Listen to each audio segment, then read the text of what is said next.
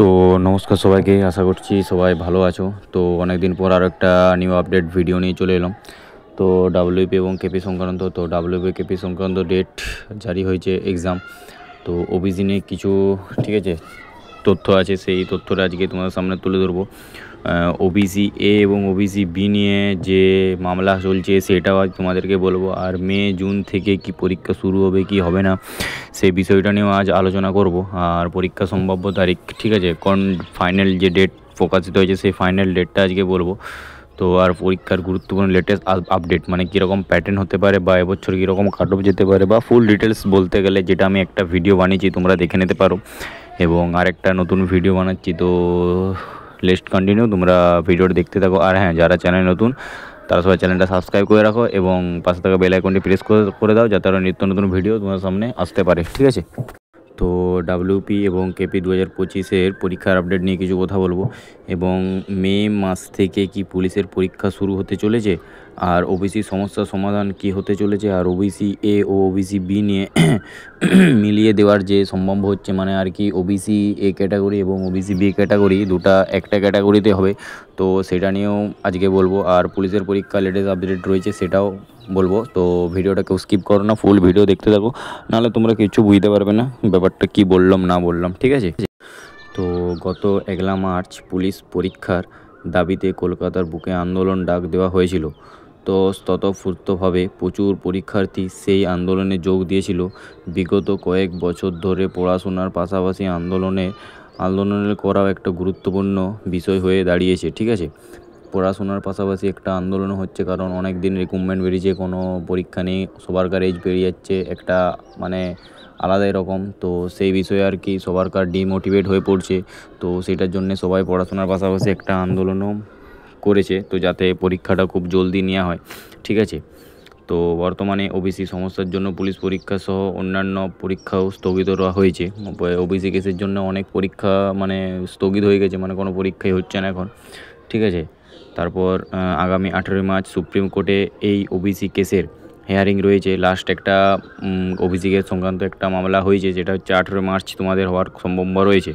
তো ইতিমধ্যে পশ্চিমবঙ্গে ওবিসি সংক্রান্ত বেশ কিছু গুরুত্বপূর্ণ তথ্য উঠে এসেছে, সেটাই ভিডিওটি তোমাদের সামনে আমি আলোচনা করে বলবো। তো আগামী 6 March special leave petition SLP রয়েছে।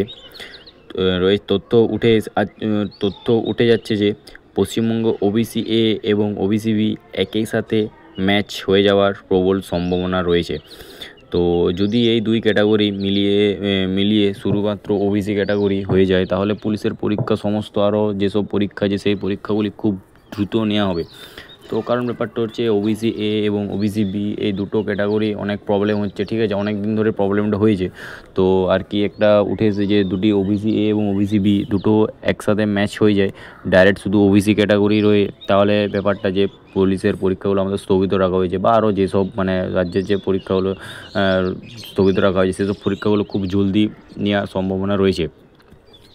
ঠিক আছে, তো তাহলে পরীক্ষা খুব দ্রুত নেওয়ার সম্ভাবনা হচ্ছে। তাছাড়াও আরেকটি গুরুত্বপূর্ণ বিষয় যে West Bengal backward class commission নতুন ওবিসি লিস্ট বানানোর জন্য ফিল্ড সার্ভে করার ডিসিশন নিয়েছে। মানে নতুন একটা লিস্ট বেরোবে, সেই লিস্টে ওবিসি এবং ওবিসি বি দুটো একসাথে ম্যাচ করে ডাইরেক্ট শুধু ওবিসি লিস্ট বের করানো হবে।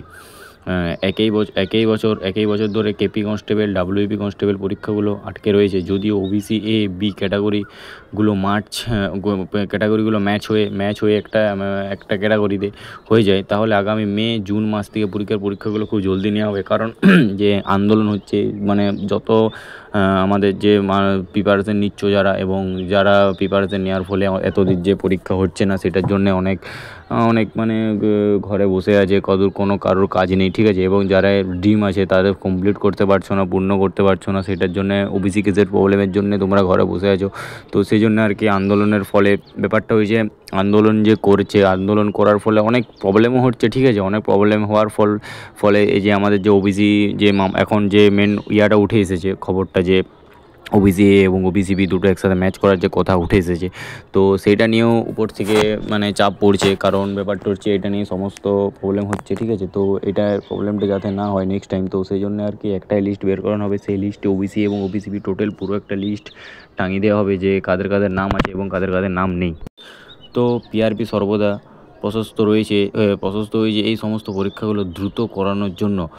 না বারংবার ডেপুটেশনে একটাই তথ্য উঠে আসছে যে ওবিসি সংক্রান্ত সমাধান হলে পিআরবি পরীক্ষাগুলো পরপর নিতে থাকবে, ঠিক আছে। তাছাড়াও সামনের বছর রাজ্যের বিধানসভা ভোট অনুষ্ঠিত হতে চলেছে, তার আগেই পরীক্ষাগুলি নেওয়া হবে, কারণ বিধানসভা ভোট আরম্ভ হয়ে গেলে উপর থেকে প্রেশার পড়বে, কারণ পরীক্ষাগুলো এতদিন ডিলে পড়ে আছে এবং ওইটার পরও প্রায় তারপর কোনো রিক্রুটমেন্ট হবে না, 1-1.5 বছর পর পুরনো কোনো রিক্রুটমেন্ট হবে না, তারপর আবার নতুন করে ফর্ম বেরোবে। তো সেই জন্যে এই কেসটার প্রবলেমটা সলভ হয়ে গেলেই পিআরবি বোর্ড সঙ্গে সঙ্গে পরীক্ষার যার এক্সাম জারি করে দেবে। এই ভোটের আগেই পুলিশের এই রিক্রুটমেন্টগুলো খুব জলদি সম্পূর্ণ হলে না সারা রাজ্যে পুলিশের চাহিদা কিছুটা হলেও কমিয়ে আনা যাবে। কারণ ব্যাপারটা হচ্ছে এখন সামনে যে বিধানসভা ভোট আছে সেই ভোটের আগে পরীক্ষা নিতে হবে, নেওয়ার পর পরপর প্রসেস ফলো করতে হবে, ফলো করার পর তারপর সবাইকে ডিউটিতে জয়েন করাবে ভোটের সময়তে। তো এরপর হচ্ছে তখন যদি এক্সামটা না নেওয়া হয় তাহলে যে আমাদের যে ওল্ড যারা আছে আগের পুরনো ব্যাচে, তো তাদেরকে উপর একটা চাপ পড়বে এবং প্রেশার পড়বে। সেইটার জন্যে পিআরবি বোর্ড বলতে চাইছে যে একটা ওবিসি কেসটা সলভ হয়ে গেলেই জলদি এক্সাম নিয়ে নেবে। তো আর কিছু নয়, এটাই তোমাদের আপডেট ছিল। তো তোমরা ভালোভাবে প্রিপারেশন নিতে যাও, ঠিক আছে, নিয়ে যাও, কারণ ব্যাপারটা হচ্ছে এক্সাম খুব জলদি হতে চলেছে এবং এক্সাম খুব তাড়াতাড়ি।